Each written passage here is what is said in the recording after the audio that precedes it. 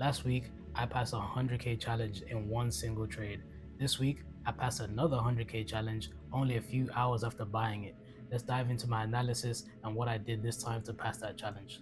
Price in both of these accounts happened all in the same week. So I think it was only like a few days after I passed it. So like 3 days later, I bought a new one and then I just passed it in a few hours. I was like, you know what, let's get this out the way.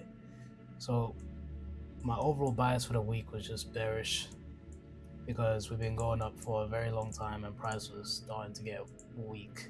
But yeah, we've been going up, breaking highs, and then had become way too bullish for way too long. So I knew that I was going to fill this gap and also come down to these lows. And within the next coming weeks, these lows may be met over time, but I don't swing trade, so I'm not holding anything for that long regardless. But it's an indicator. So when I'm looking and I'm looking for a trade, I'm looking around to see, okay, so where is this gonna go? And these are the kind of things I look for. You know, wicks and FEGs, imbalances and liquidity. That is what is important to me. So this is what we're looking like on the 4-hour, as you can see, just going back up, going back into these FEGs. This is the one I took on the day where I took that one single trade. So and then it bounced right back up into that and then came back down again. So obviously I'm already knowing that this week is just bearish. The whole week is just bearish, bro. So what kind of man would I be to take buys right now? You know what I mean? But I would still take buys if this app came up, but not this time. So I was like, let me just keep going bearish, and then maybe we can head down to these lows and these lows over here. And as you can see, a few days later, they were taken. But I was in evaluation stage, so I'm not holding that long regardless. Down to the 15-minute. So yeah, same thing, bounce into that FEG once again. Could have took that, but I was locked out my account, waiting to be passed, and then came back down. And then I actually took this on the live, on the brand new live. So my first trade on the live was a win, which is good.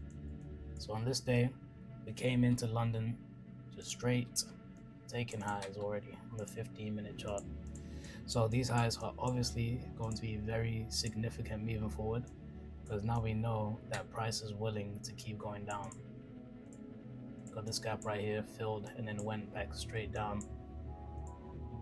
So this lows, short-term buys, but we all know that price is going for these lows right here on the 4-hour time frame, which is marked right there.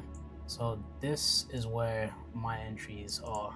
As you can see, like once I'm looking at this, bro, I'm like, it's respecting this FEG, is respecting this FEG. Like, come on, we're cooking right now. What's the point of looking for reversals? You know what I mean? Come down to my bread and butter time frame right here. So on the 5-minute, you can see a bit more clearly what's going on. So in that 15-minute FEG, we also took out some 5-minute highs. So obviously I'm looking at that, I'm thinking, okay, cool. I'm getting even more confirmation on the lower time frame. Then I come in at 7, right as we're doing it right here. We're doing the same thing over and over again. This is literally all you need.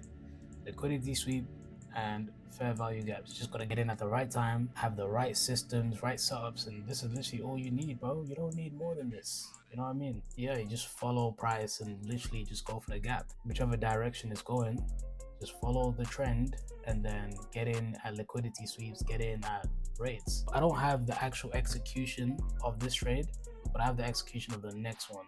So this is the first trade which I took for a 1 to 3. I don't have access to the 1-minute time frame currently because obviously I'm a poor futures trader with no money to buy premium. So just look at it for the 5-minute time frame. Coming into New York session, we take these lows right here, which were made right before London, the day before. When these got taken, I'm starting to think maybe there might be a reversal, but once it started getting weak right in here, that's when I knew it's my time to get in. So I would have managed to get this entry right here. So this is the first entry I took right here, just in that 5-minute gap right there. So I was already up 3% on the first trade. There's no consistency score on the zero plan, so I was not holding back, bro. I was like, you know what? If there's another one, we're going again. And to my surprise, there was. So I could have held this all the way for 6, but I was like, no, let me chill, because I don't want to just keep swinging for 6%. In the wrong conditions, it can be risky, and in the right conditions, it can work out. So I don't want to pass in one trade every single time, because it might not be the right time for that. So I was like, let me take the 3% and go over my day. If there's another setup which looks clean, I'll go for that and see if I can stretch that to another 3%. And that's when this came up. All right, so this is the second trade, which I'll show a screenshot of the entry which I took. The price was going down, so let me look for a second one, and here it came. Coming into that 5-minute gap, we started rejecting a little bit, and I was like, you know what? These lows over here on the 4-hour time frame have not been filled. I wanted to see it push down to these lows right here. That's what I wanted to see.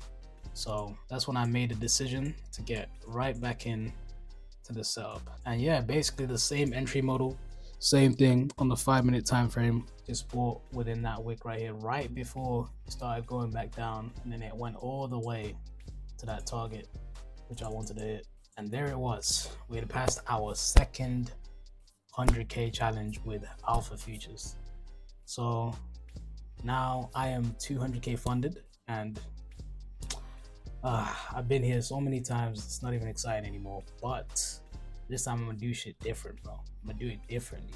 So here is my second certificate. So now I'm 200k funded, and I'm moving diligent, bro. I'm moving diligent. 500 risk for now. I've already made a bit of profit, so I've already went over the consistency score. So after my first payout, then I'll drop my risk even lower. But now, it's time to scale up, bro. It's scale up time. So how am I going to scale up? The harder route isn't really that hard. It's just more so that I'll be switching prop firms, and I'll have to get a trade copier and all of these things to make sure that everything is connected. So the plan would be to get 250k accounts. I probably would get more and then aim for like 350, 400k in funding. But that would be the plan, to get 250k accounts and then trade them and copy trade them with my new 200k live accounts. That way I can take advantage of cheaper prices, better perimeters, and possibly a bigger payout option. The only difference is that now I'll have to understand a different firm's rules, etc., and I might have to adapt to their rules as well. So I might not be able to do one trade win, one trade pass, etc. The main aim right now is to grab a few 50ks and copy trade them, and that way I can aim to go for 400k, 500k in funding, while also maintaining the live accounts. Previously, I had 50k in funding, and I was this close to having 200k in funding, and this close to getting a big payout. And I blew the accounts because I didn't know how to maneuver around futures prop firms.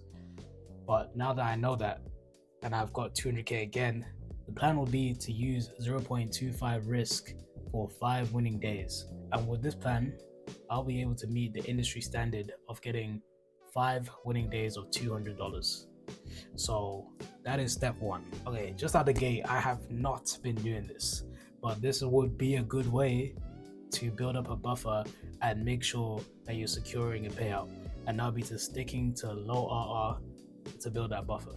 And to be fair, I've been keeping it relatively low, 1 to 2, 1 to 3, but it's not as low as a 1-to-1 where I'll have like 70-80% win rate. And that way, just straight to the buffer, and then that's when I can go for bigger trades and go for bigger wins, stuff like that.